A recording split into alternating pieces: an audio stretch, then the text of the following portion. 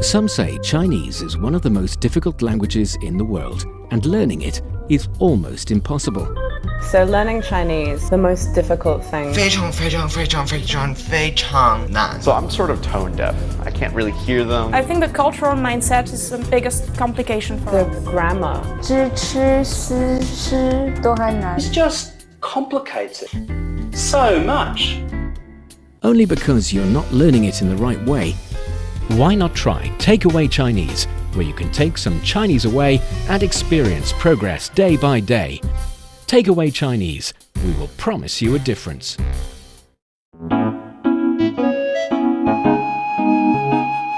你好，欢迎收听随行汉语 Welcome to Takeaway Chinese. I'm Niu Honglin with Mr. Tony Reid in the studio. Hi, Tony. Hey, Honglin. It's a pleasure to be with you on the program as usual. Always glad to have you here, but you're being super busy these days. Super busy, really busy trying to get some new programs in the works. So yeah, feel kind of sucked in there. Feel kind of cool, and I don't know, I think I've seen you doing post-production work. You are very thorough, and you would not leave one mistake there, and you would make sure the sound effect, everything's in place, and you would spend a lot of time doing your post-production work. You are meticulous. Yeah, you could say that. I mean, it's my work, so I got to make sure that it's presentable, right? I think It's you're the just same because way, especially with this program, right? It has nothing to do with the fact you're being an overachiever.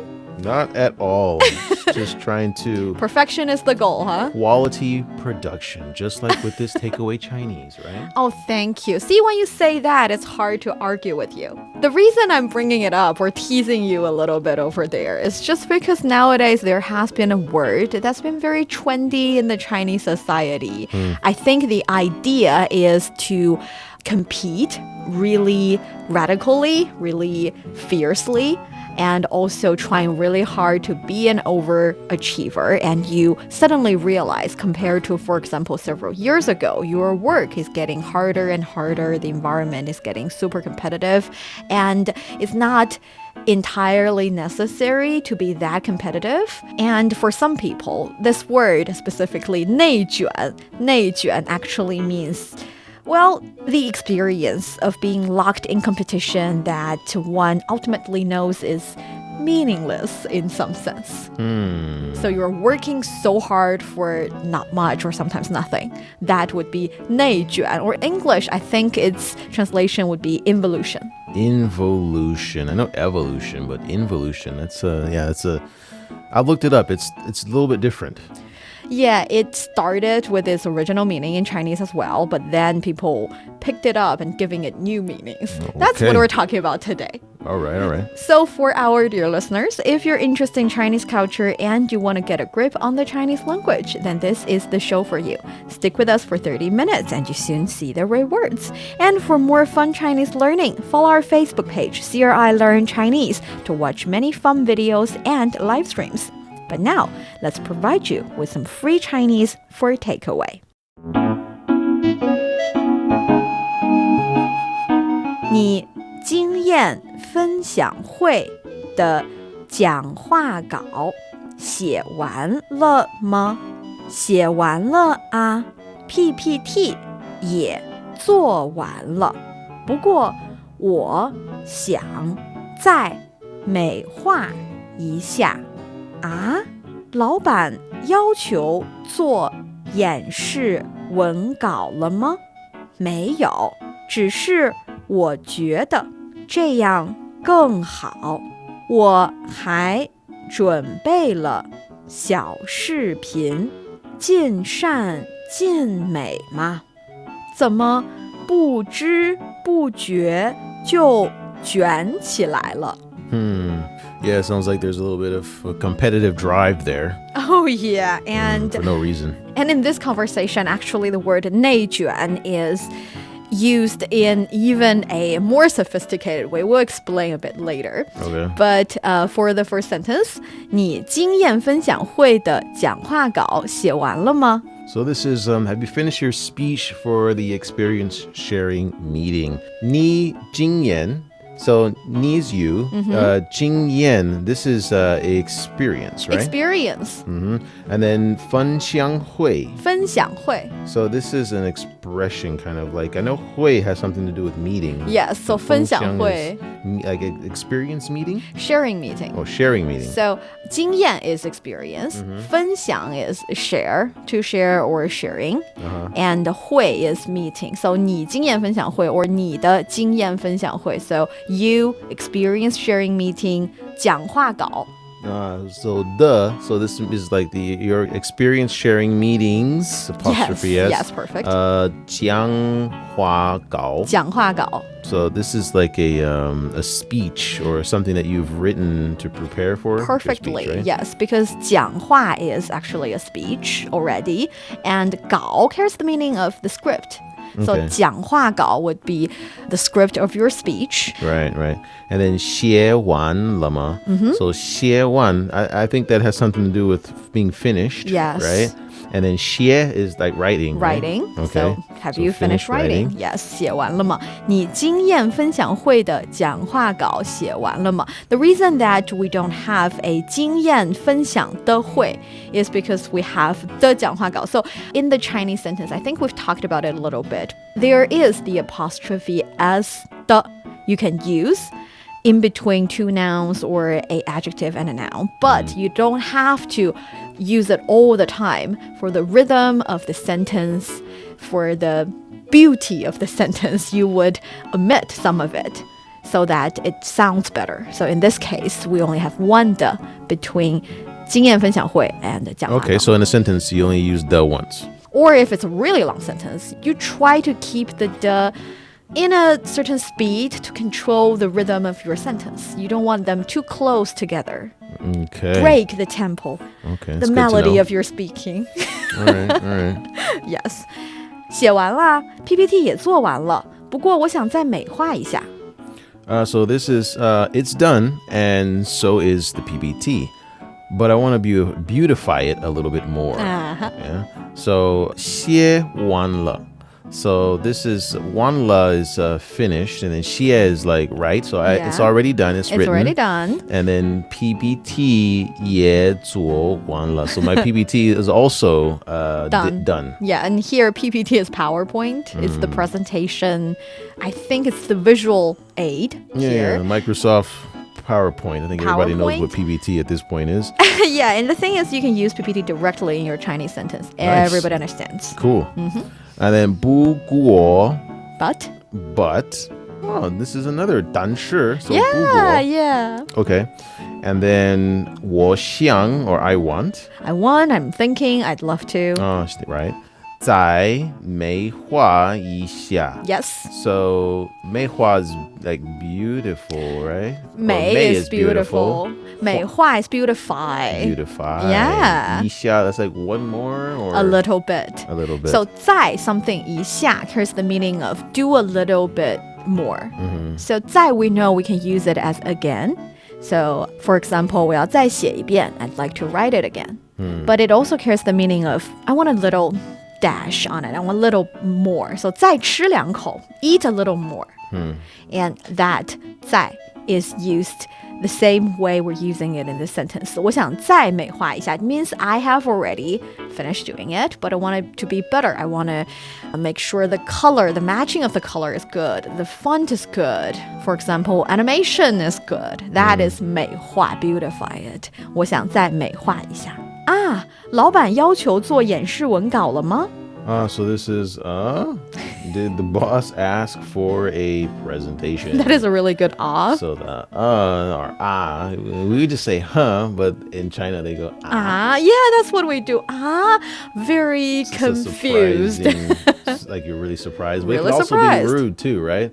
If someone says something that you really, really don't agree with, you can be like right? You're totally right. 老板, this is boss. 要求. 要求 So this one is this ask? require. Or require? Ask. Yes, 要求 Okay. 做, this is do, right?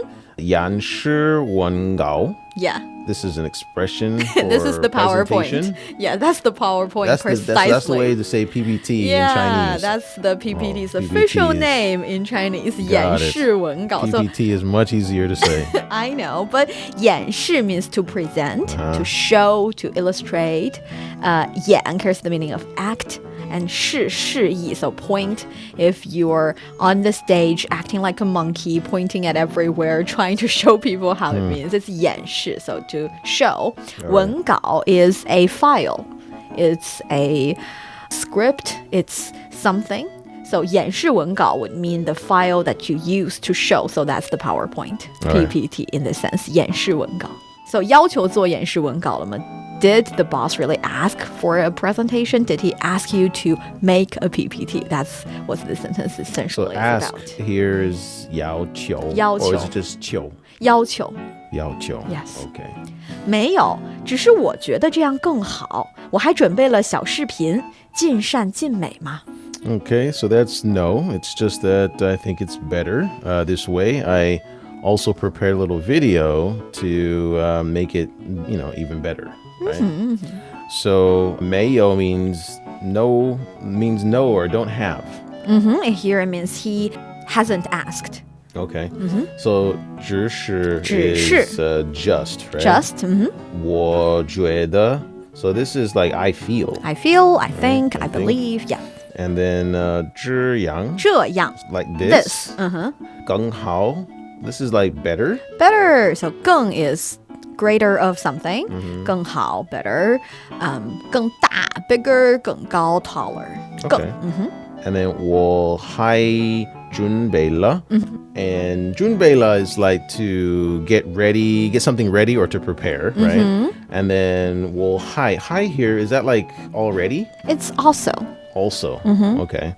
And then 小视频. Yes. So 小视频 is or 视频 is a video, and then 小 is small, so Small a little video. Yeah, little video. 尽善尽美.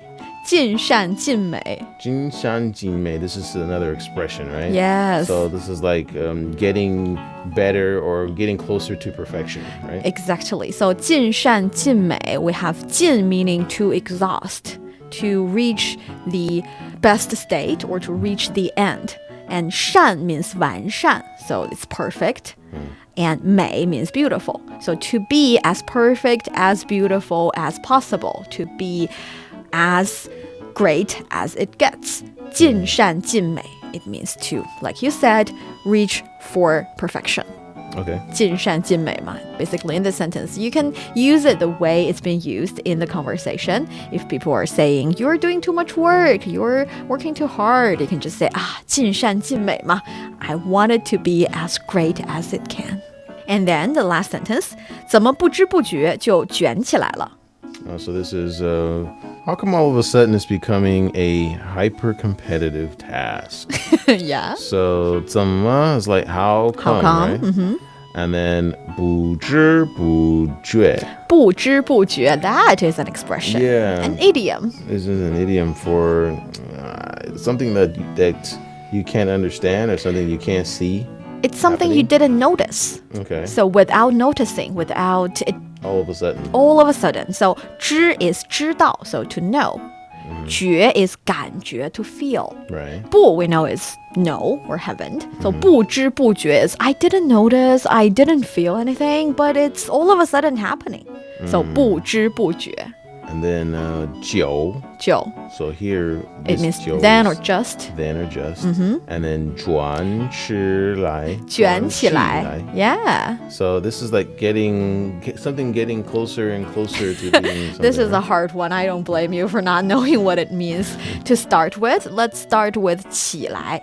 起来 means to start doing something. So, for example, 他们已经吃起来了. They have already started eating. So, 他们 they 已经 have already 吃 eat 起来了. It means that this action is getting started already. It's in process, but it's not too far gone. It has just started. So 吃起来了, they have already started eating. And 你站起来 gets stand up. So it can be used as like that as well. But Generally, we can understand it as the starting Something stage is manifesting of into something else. doing. A little bit, yeah. Yeah. Okay. So where does the hyper-competitive part come in this sentence? Yeah, that's the tricky one because 卷 actually is generated from our keyword today, 内卷. And 内卷, let's just remember it as being super competitive for not a really good reason. And if you want to use it as a verb, we would use 卷. 卷 means to roll up. And here, Roll up? Yes, in itself, it means to roll up. In what context? Like roll up your sleeves on your Yes, shirt? yes. The character itself means roll up your sleeve in your shirt, kind of roll up. But here it is used as the verb of being super competitive. So it's saying that without me knowing, all of a sudden, you are making this supposed to be mundane, not very important task into something that we're being super competitive about. And that is why we say it's becoming a hyper-competitive task. Okay. Let's try the conversation first, and then we'll discuss the involution, 内卷, competitive stuff in the second half of the show. All right. Sounds good. 你今年分享会的讲话稿写完了吗？写完了 PPT 也做完了，不过我想再美化一下。啊，老板要求做演示文稿了吗？没有，只是我觉得这样更好。我还准备了小视频，尽善尽美嘛。怎么不知不觉就转起来了？ I have to say your is perfect. It's so great. I'll give you at least that. That is like 120% Chinese. I think that's because I hear it all the time when I try to speak Chinese. You're doing it really when I speak well. Chinese, people are like, ah? So I think I'm good at it. It's a really good one. Well, you're listening to Takeaway Chinese with myself, Niu Hongli, and Tony. We would love to hear from you. Send us your thoughts via email to learnchinese@cri.com.cn. Coming up next, let's talk about the word 内卷, involution, and its meaning nowadays in modern China. Don't go away, so you will take some Chinese away.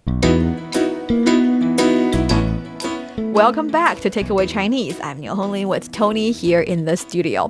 Okay, Tony, to start with, let's give 内卷 involution, the Chinese involution, 内卷, the word a good explanation or definition, because it has nothing to do with the actual involution in an academic sense. Well, yeah, first of all, in English, the word involution just means to complicate a matter for no reason. That's the only meaning of it. It doesn't have anything to do necessarily with competitiveness. So you can apply it to a lot of contexts. But I guess here it's a little bit different. It is a little bit different. I think originally people used that word to describe the situation where, for example, you're a team of worker. You're working and you're working really hard to create something. And the harder you work, the more stuff you create, the more profit you generate. But when the market is already full, no matter how much harder you work to up-level your service, to put in more hours, the market is already full. So you are working, for example, double as hard, but you are only generating the same profit. And that is when it started to develop to an idea that is over-competitive. So you are competitive for nothing. You're not really creating or manufacturing more. You're not creating value anymore. You're only competing for the sake of competing.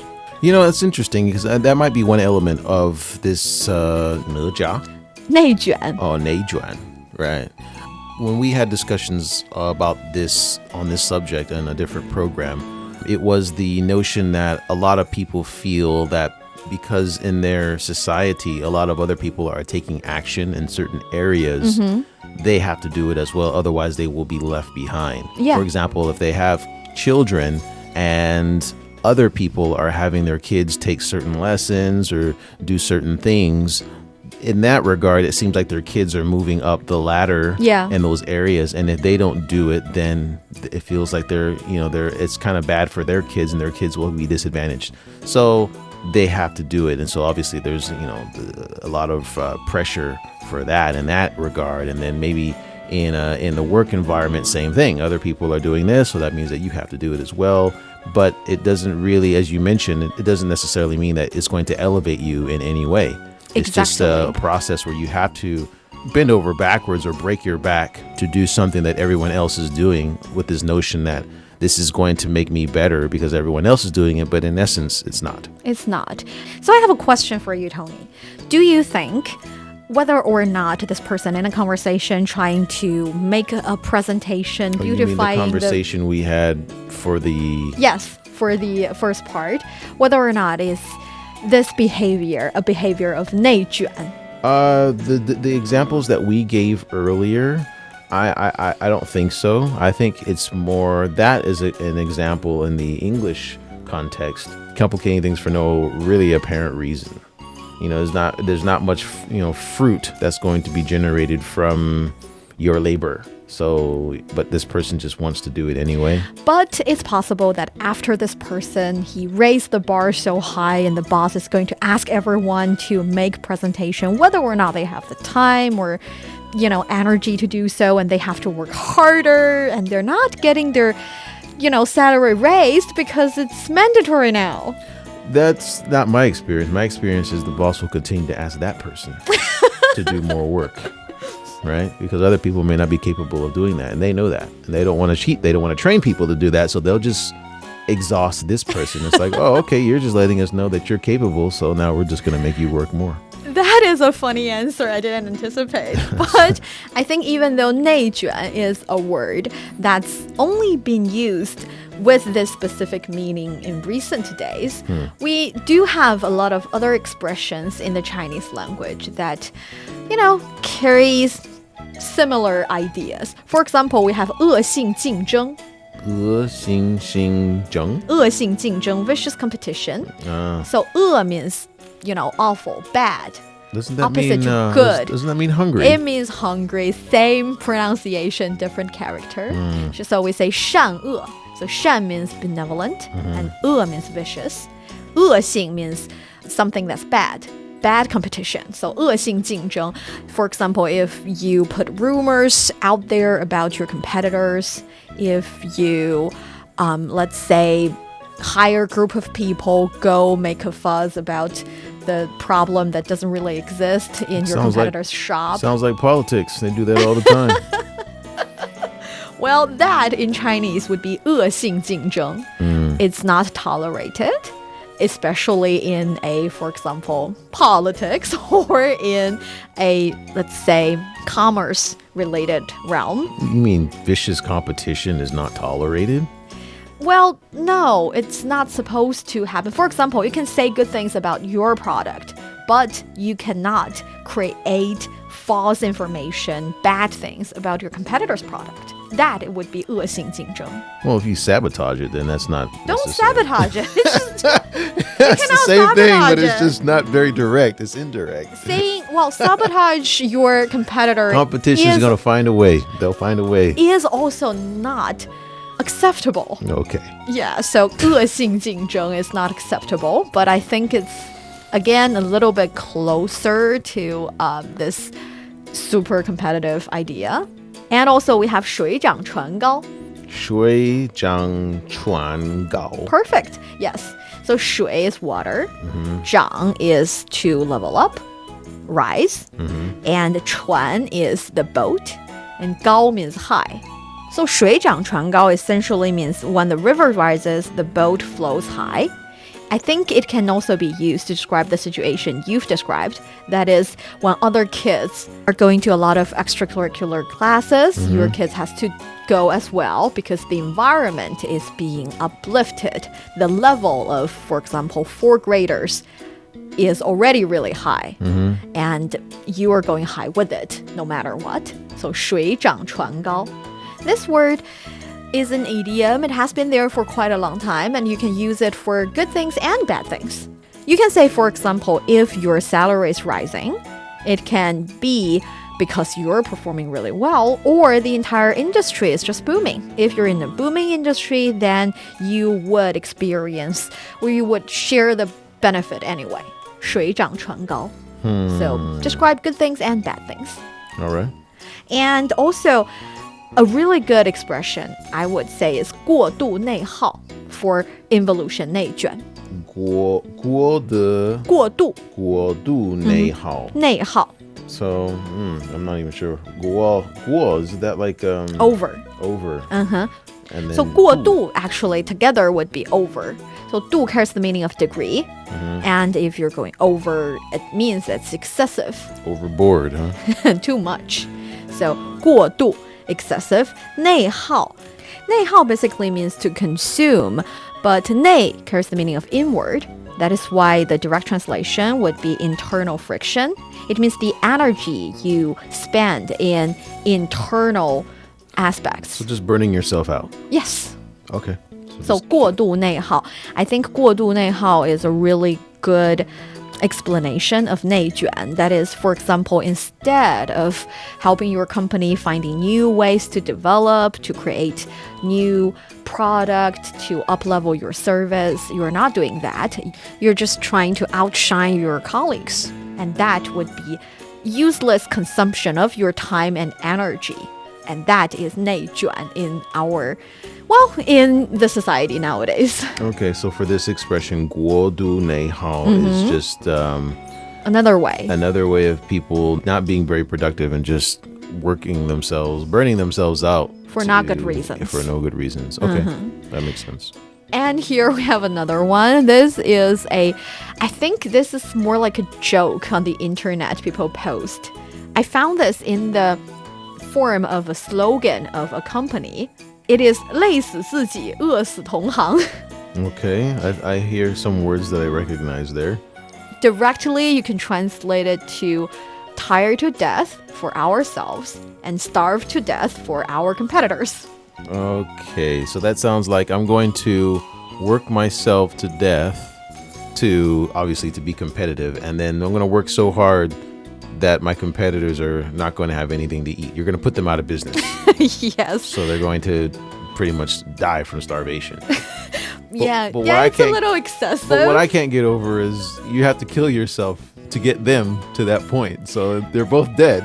Yeah, it's a bad slogan, but that shows the people who are being hyper competitive. Definitely leaders are selling this slogan. They're pushing it to the limit. Their mentality is that I need to always be the best, and no matter how hard I work, I don't care the cost. I don't care if you drop dead, just produce. I just want to be the best. And that is 内卷. I don't really believe that people would hand up that slogan in their company. It's not a good slogan, but that is why it's a little bit funny and you see the picture online and you give it a good laugh. Yeah, for sure. So I want to know, Tony, is there a moment in your life when you think you are 内卷 or you are in a 内卷 situation? You're working too hard for no good purpose. Yes, of course. I think that's when you start questioning your life. You start questioning if you're doing things the right way, if you're in the right industry, if you're in the right company. So yeah, I've had a few roles where I was just working hard and I couldn't see the significance of why I was working so hard. And so eventually, first I tried to find a way to shift and do something a little bit different. And if that was impossible, then I would just find something else. But, for some people, when they are working on a task, they do want to make the task or make the result as good as possible. And they would spend a lot of time devoting themselves into perfecting it. Every little detail, every aspect of it, they want it to be, again, as perfect as it gets. Sure, so ideally. So how do you distinguish the pursuit of perfection and the meaningless working hard and the involution in the Chinese sense? I think if you're met with failure a lot, for example, if you are working on this task and you would prefer to put a lot of your extra energy and perfect it to where it's a product that you are proud of, but you're not given the tools to do that, you're not given the time to do that, and you're pushed to do something that's substandard. And so obviously if you're going to put forward a substandard product, the leaders are not going to like it, and then you're going to be shunned for that, but it's not really in your control. So month after month, year after year, you keep producing failures. No, I don't think that's what I'm asking. I think Well, I'm getting to my Okay. point. And so after you continue to fail, that's when you start questioning, you know what? If I'm able to produce things in my own right, then I feel like this is a worthwhile sacrifice. But if I'm not able to do things the way that I need them to be done, and then I'm constantly, being reprimanded for things that are outside of my control, I think that's where I feel that this is not worth it. You know what I mean? Yeah, but what I was thinking is the comparison between, for example, you're given a certain amount of time. Within that time, you can produce one almost perfect product, 99% satisfied with it. But in the same time, you can also provide, for example, 5 products that you're 80% satisfied with. 80%. Well, 80% is relatively high. Right? so- That's the problem. I think it's sometimes really hard to distinguish between the pursuit of perfection and the little bit, involution to the excessive level, to the level that you're just trying to pursue a impossible perfection with a lot of time and energy, something that can not really be achieved or not that meaningful, even if you can be there. Well, I think it depends. If it means a lot to you, that's most important. If it means a lot to you to get that 99%, that one product, and it's something that you can, be proud of for the rest of your life, that among others, of course, then it's worth it. But if you have, mediocre products to 80% where you're pushing out different things and it's still not hitting the mark, then I think that it depends on the person. Everybody's different. Some people would rather just do it this way and it depends on your industry too. If they just need stuff to be done, then you just have to do it. But it's not really hitting the mark, then what's the point? I think you have touched on a really, really core point. That is that 100% perfection thing is important to you. The problem here, or the problem of 内卷, is that sometimes when people spend endless energy and time and they finally find perfection, they realize that perfection itself is meaningless to themselves, to anybody else. Themselves. As well, sometimes. And that would be, I think, useless. I think that sounds like this person is misguided, because if it's perfection and they really want that, then it should matter to them. There are Otherwise, they wouldn't waste their time in the first place doing it to 100%. They would just do the 80% or the 70 or the 60% and just get the work done. Let me rephrase that. If that 100% is 100% to your boss, not to you. For you, you have no feelings about 80% or 100%. But you are asked to strive for the 100% for your boss, not for yourself. Then when you reach it, all you get is emptiness. Well, that's unsustainable. That's not going to last long. That's not going to last long. And that is why we think 内卷 is just not going to last long. Oh, yeah, well, yeah. If you have that courage to move on, then yes. But for a lot of people, they're stuck because they don't know where else to go. Yeah, and essentially... Their work defines them, so that's the problem. And I think essentially, you need to find the right industry and find the right direction to work hard for. Absolutely. And then you can find success and happiness and avoid 内卷. Yes, I think so.